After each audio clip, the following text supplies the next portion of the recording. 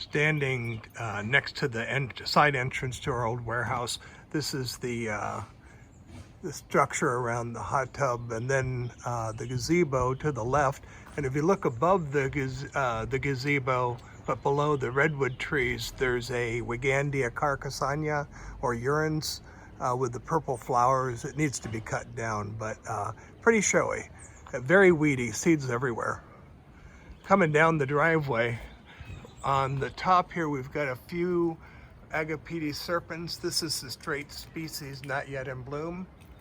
This is the cultivar something Nepal cream, and the flowers start orange and turn white as they age. And then this cultivar is Lujvan cross, and I think they're the most spectacular. And over to my side here, this is the rose Royal Sunset, my favorite. This is my loud dog. In the back, this is the oldest part of the garden. On the right here we have a Brugmansia, Charles Grimaldi, and this little Butylon. And on this side is the Acacia cognata, and down here a Hippastrum, nicely lit up at the moment, and the Calentocloe behind it. And on this side, the red flowers come from this gray Sutherlandii, looking pretty sharp. Up above the gold trumpet vine, and coming over this way, autumn sunset up there. Should have been pruned back more than it was. And here I've tried to do this side using just sticking in the ground some of this Aeonium arboreum cultivars, mixture of them. And here is this blue Iachroma. And coming over this way, this guy is blooming for the first time. Move, Smokey. This is Pseudolepizia longiflora, very small flower. And this is the Brazilian one that David Fikes got annies to propagate. Thank you, Bo. And some Euchemus, Brandy Spritz, or another one that's pretty similar. Finishing up this species tulip is about done. In the back there's I don't know the name of this pink rose, and it has black and blue salvia growing up through it. Over here I have this kind of big Aeonium arboreum cultivar called Thundercloud. And I always think, looking down into the heads, they kind of look like mandalas. And some mirror plant. This is that salvia rosebud from Annie's. And up above here, it's Podrania. Actually has some flower, an odd time of the year for it.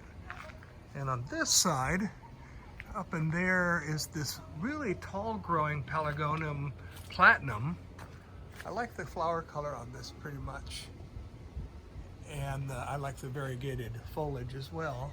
It gets very tall. You can see it growing all the way up there, probably 10, 12 feet up. And then here's a new Pelargonium cultivar I got from Sean O'Hara. It has these little flowers with this really big foliage, surprisingly large. Very much like cordifolia, but more lobate. And then this has been the star in my garden for a while, this first blooming of the Bechonaria Flamingo Glow. And here's a little Aeonium I'm fond of, like globulosum or something like that from Annie's. I just love it. I can't do the tabuliflorum, it doesn't do well for me, but this one has been here for a long time. And fancy leaf on this thing is fun. And this really large bromeliad growing up here. Let's see, going off this way, we have these really tall Cleistocactus straussii and some yellow flowering aloes. And here we have the Echium Pride of Madeira. And here's the pond, and beyond you can see the yellow flowers of the oh, what's that called? Sanchez. Looks like a dandelion relative from, I think, the Canary Islands. And on this side here is this really tall growing, if you let it, Lobelia agana, and also tall growing flowers of Salvia wagneriana, the red form.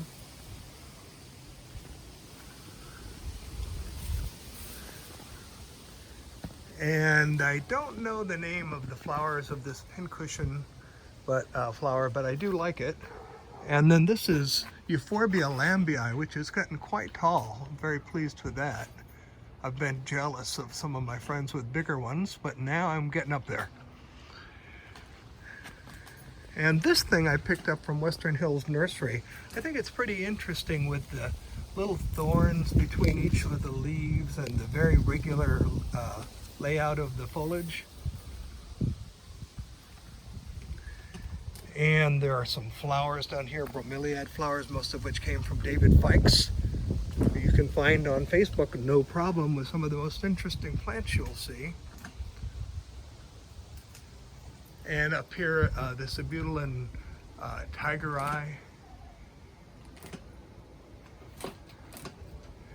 And these Sanchez flowers actually are very sweet smelling. Even I, who have a blind nose, can smell it. And the striping beauty, this almost a Mutilon or a Lavatera looking thing. And again, the Pride of Madeira Echium. And here we have some construction going on. I'm going to be planting the cabbage tree from the Robinson Crusoe Island that I just picked up from Annie's here. And back here is this little bench I made out of a slab of redwood, and it looks out toward the pond and whatever I end up planting here. I've got a couple of candidates. And then over here, I really like this little thing. You don't see this much. This is a very small form of Melianthus, but I love the bluish tint to the foliage and the red stems. I think it's pretty amazing. Annie's is where I got it, but you can't get it there anymore unless you demand it like crazy. On this side, I think the back side of this Echium Pride of Madeira is pretty nice. Reminds me of looking through the Japanese maples from the underside. And then from the peacock nursery, I picked up this climbing succulent. It has these long tendrils, and it has these things before they dry off. If they get it wrapped around something, will help hold it up and allow it to grow up into this growth, I'm hoping.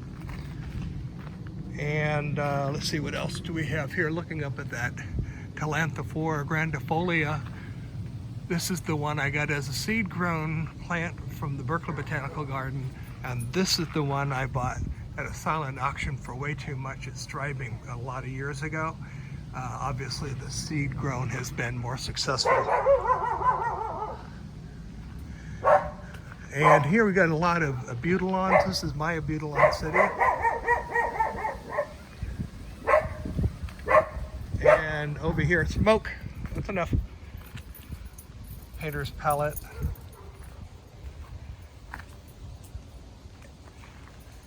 And another smaller Abutylon. I think this one is Victor Ryder. Actually, two of these are called Victor Ryder. He was pretty prolific with them.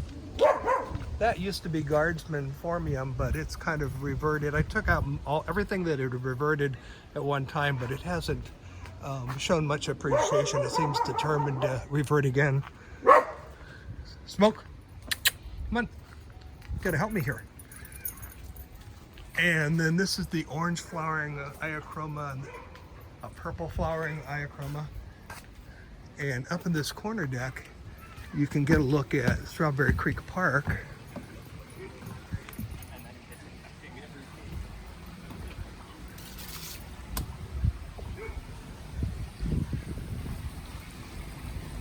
And then I fenced in this bit.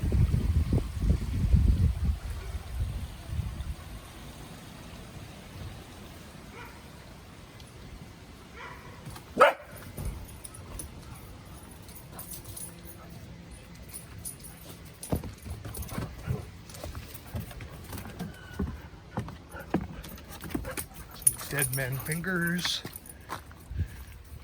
getting a few blooms.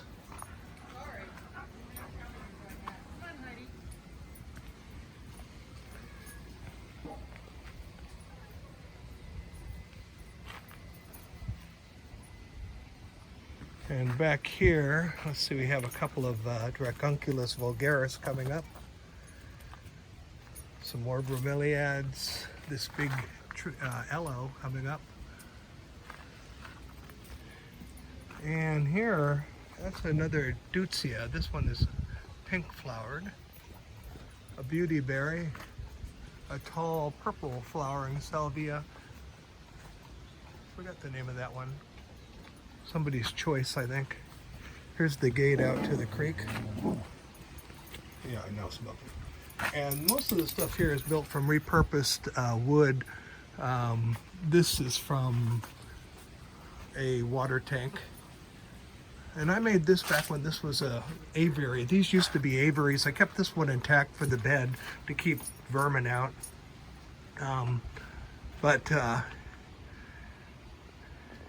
I took all the wire off of this one except for on top. And I did make this concrete wall with planting pockets back when I first started planting out the aviaries.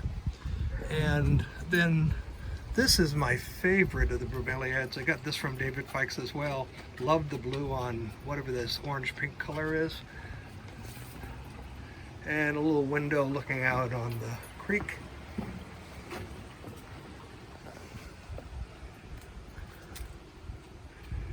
And on this side, this is, back to the butterfly garden, and we've seen that, and that's the wild side, and we've seen that, so we are done.